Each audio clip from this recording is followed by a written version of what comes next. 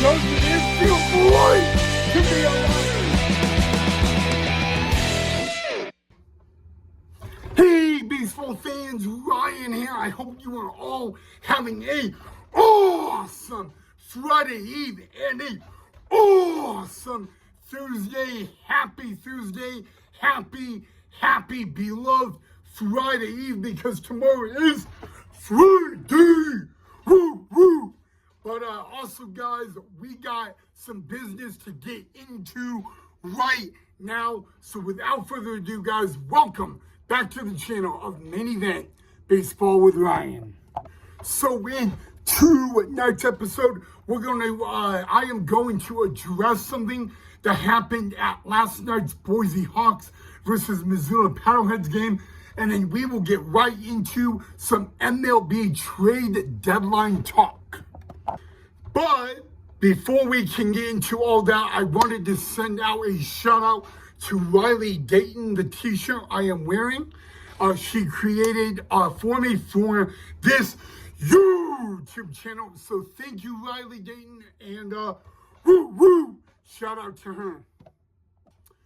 Okay, so last night was game 2 of a 3-game series between the Missoula Paddleheads and the Boise Hawks from Hawks Memorial Stadium. The Missoula Paddleheads were looking for a series win last night, and something happened last night at the game that really crossed the line with me. It really ticked me off, and it pissed me off in a way where I had to really and carefully think what I was going to say and how I was going to say it on the channel. And I decided to sleep on it, let my brain decompress and all that, and rethink it. And when I woke up this morning, I still had the exact same things. So long story short, guys, there was a fan sitting in the Diamond Club behind home plate, and the home plate umpire actually had to stop the game in the 3rd inning and look at him and warn him. And the warning was saying that, hey, that is your one and only one warning. Nobody wants to hear from you. Long story short, a few innings later, we get to the 7th. Actually, it was the 5th inning, and the umpire stopped the game and tossed the fan out. The fan was talking about a Missoula Paddleheads sister. Actually, it was the Missoula Paddleheads hitter in the 5th inning that he just decided to make really offensive comments regarding the player's sister.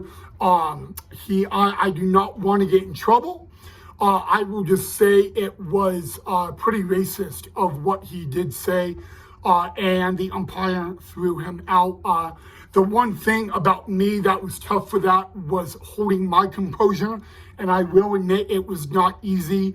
I did want to go down to the concourse and really confront him man-to-man, face-to-face, but I did not do that, and I still think I really should have done that. I regret not doing that, but due to that incident, the fan was kicked out.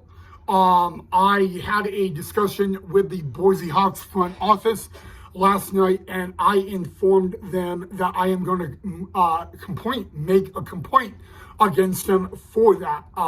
Not only was that totally uncalled for, but also there were Missoula Paddlehead fans in attendance last night's game, and I just really felt bad for them.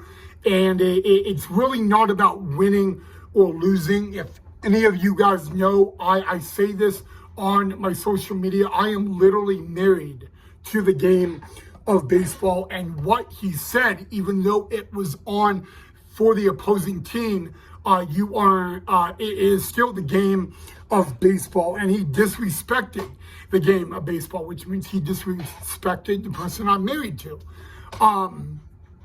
So what I am saying is I came home, I boxed up all my Boise Hawk gear, and I am not looking at it. It is boxed up in the garage. And I am very sorry to say this to you guys because I love you guys so much, but I am deciding to not cover the Boise Hawks for the remaining of the 2025 season and the entire 2025 year. Due to that incident, it is very possible I will not be attending any more games the rest of the year. And again, guys, I am very sorry. I did not want to do this, but it came down to two things. It came down to respect, and it came down to the game of baseball. And I feel that I should not be a part of a team that I really should not be a part or associated with the Hawks, knowing with what that happened last night. I know the front office was not the best dealing with it, and all that. I have written an apology letter to the Missoula Paddleheads, and I have mailed it out to the Missoula Paddleheads front office. For that, I am going. I'm not going to say it on the channel and on this episode, but if you guys want to hear my my full conversation with the Boise Hawks front office, and if you want to know what I said, you guys can reach out to me. I am more than happy to discuss it with you. But that is, unfortunately, with that, it is uncalled for, it is unprofessional, and I should look at the positive and all that. So I just cannot cover the Hawks for the remaining of 2025. And I am very sorry for it. It pains me to do it, but I just can't. And I do apologize. I understand if you guys don't want to follow me anymore and unsubscribe. I totally get it, and all that. And I respect your decision if you do that.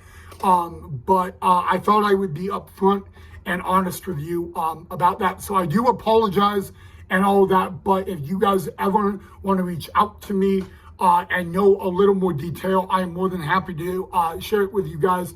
But I don't think it would be professional of me to share it on the channel. Okay, let's get into some very fun baseball news. And it is officially done. The 2025 MLB trade deadline is officially over. Kind of gave me a little PTSD and all of that. But we're not going to cover everything that happened in the trade deadline. We are going to really cover the big moves and all that. So let's get into it, guys. Of course, the Baltimore Orioles center fielder Cedric Mullins is going to the Mets, the New York Mets. Let's go, Mets. So I guess you have a new center fielder, New York Mets baseball fans, and his name is Cedric Mullins. Really, on my opinion of that, I like the move. Cedric Mullins, guys, is a really talented center fielder. And a fun fact, guys, I actually know his girlfriend personally. So and it's a really cool story, but you know what? I definitely had to say that right off the get-go, guys. Cedric Mullins is the newest addition to the New York Mets outfield, and I really like that move 100%. Cedric Mullins is not just good playing center field, but he is phenomenal on the bases and with the bat. Maybe he's not an everyday leadoff hitter for the Mets, but he is definitely 100% talented. And you know what? He has a lot of talent. Maybe the Mets could possibly be getting into a World Series sometime down the road. And you know what? He's a Gold Glove center fielder, and he's really a team I did not think would be going to the Mets. But I'm very impressed that the Mets were able to pull that off. So yes, guys, the newest center fielder for the New York Mets comes out of Cedric Mullins. But let's get right into the opposite of the Mets, the newest addition to the bullpen for the New York Yankees. And it comes out of David Bednar, who's one of the best closers in the game right now. And really, guys, he is a closer that you guys would absolutely want on your team. There is no doubt about it, guys. In my mind, guys, David Bednar is a perfect fit for this. The Yankees have been struggling recently. And you know what? Every team struggles in a season, no matter if it's baseball or another sport. But David Bednar, guys, definitely when you look at the bullpen, it will give the Yankees a whole lot more depth. And they don't have to go to like Devin Williams or Mark Leiter Jr. or Ian Hamilton. They'll really have an extra guy in that bullpen, and I definitely love it 1,000,000%. All right, well, what about possibly the hardest throwing right-handed closer in the game of baseball? Yes, Mason Miller, guys. Mason Miller with the A's. He hit like 102, 105 on the gun, and he can do that more than just one inning. This is a guy that very well next year could be in the starting rotation for the San Diego Padres. And I really like the Padres getting this move and making it happen, guys. Mason Miller, guys, throwing gas. He throws it for strikes. He's not a wild closer by any means. This is a guy that could probably go 2, 3, 5 innings of just throwing nothing but strikes for gas. And, last year in the MLB All-Star game, Mason Miller's very first pitch he threw was 102 miles an hour down the middle. Now, the fastest pitch he threw in this year's spring training was 104.1. And sadly, he actually gave up a home run on that. But when he threw that pitch, it was the fastest pitch recorded in this year's MLB spring training. And oh my, guys, I would not want to be in the batter's box against Mason Miller. I would rather get in the batter's box against Aroldis Chapman or Shohei Ohtani than face Mason Miller, guys, because really that fastball, it's nothing but gas, and you have to do a lot just to like time it up and all that. So San Diego, they really excluded a really good job on getting Mason Miller, a guy that his name was, in the talk books. He was getting really high praised and all that. And he is. I really think that the San Diego Padres, they have a secret weapon, and they will need that secret weapon for 2 series. They will be facing the Dodgers coming up in August in San Diego and Dodger Stadium. And so to have Mason Miller in that bullpen for the lead, it will be a very tough task for the Dodgers and all that, which, by the way, will be a very fun series to watch coming up in the month of August. So, guys, I love that move 100%. And congratulations goes out to the San Diego Padres on getting that. All right, guys, now what I'm about to say up next, I never thought in a million years would actually happen. And it is Carlos Correa. He is back with the Houston Astros, and he did not leave the Houston Astros really on very good terms. And a matter of fact, it was possibly a possibility that really Astro fans would not want to see Carlos Correa go back to Houston.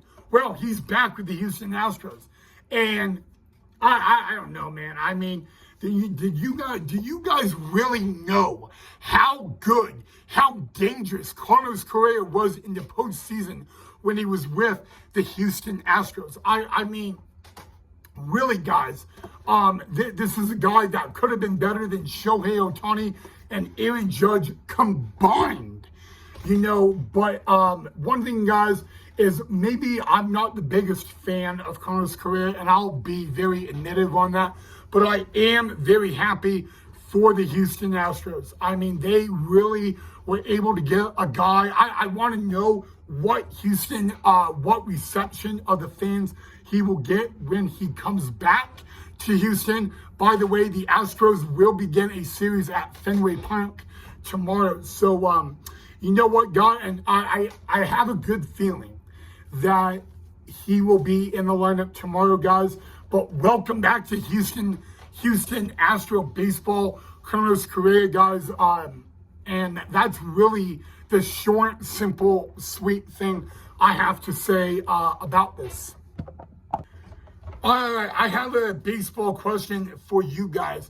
What do you guys think of the newest Seattle Mariners, Aurelio Suarez and Josh Naylor? I want to know real bad what you guys think. And these are guys that were teammates earlier this year in Arizona, and they were really, really good. Aurelio Suarez, guys, at the beginning of the year, he was hitting like 3 homer games for the D-backs. And then you add Josh Naylor to the mix.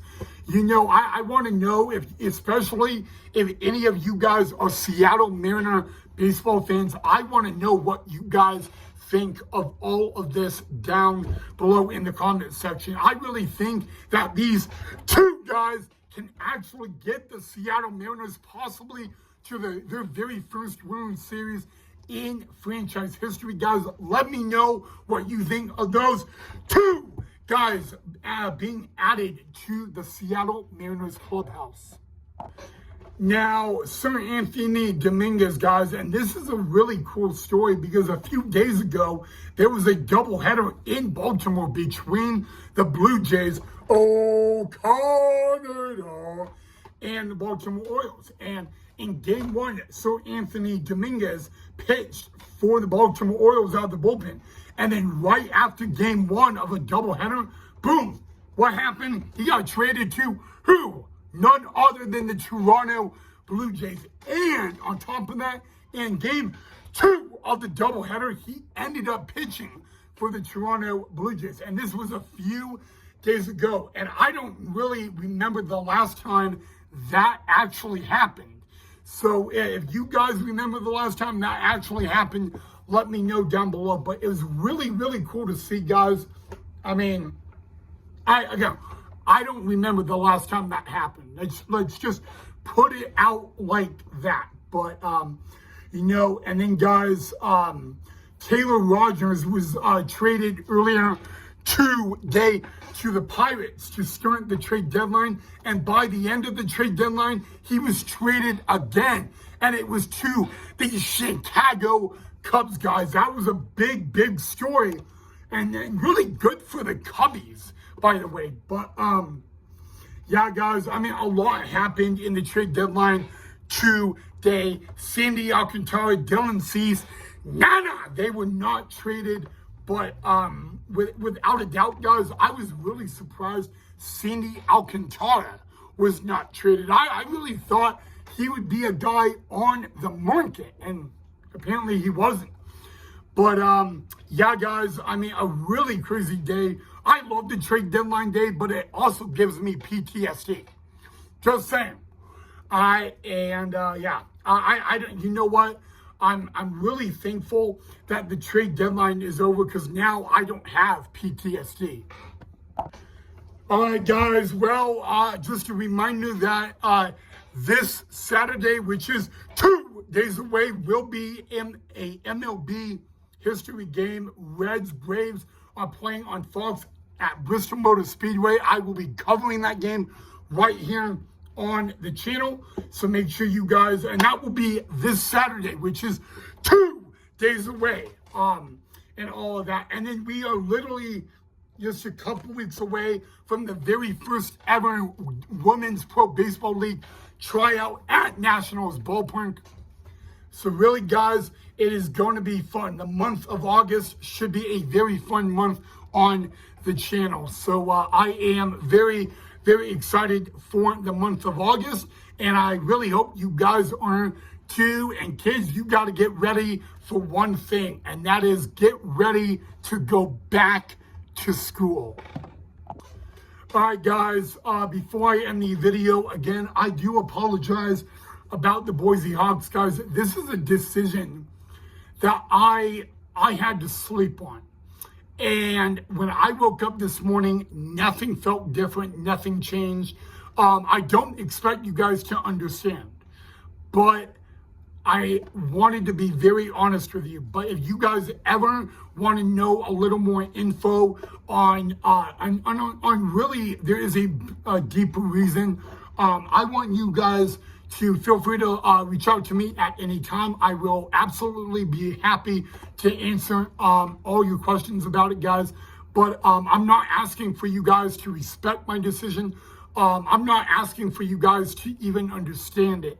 If you guys unfollow me, I won't be mad because I will respect your decision on it. But it does come down to the respect I have for the game of baseball, and of course, talking very inappropriately about a player's sister, no matter what team they're on, is just total uncalled for and disrespect. And I just can't do this anymore, guys. I crossed the line. And all that, guys. So I do apologize again for it, but I'm sorry, guys, but I do need to be, I would not lie to you guys at all. So all that. All right, guys, as always, drop a like if you enjoyed. Let me know what you thought of the episode, and enjoy the rest of your Friday Eve and Thursday night. Be safe, and I'll see you all in the next episode.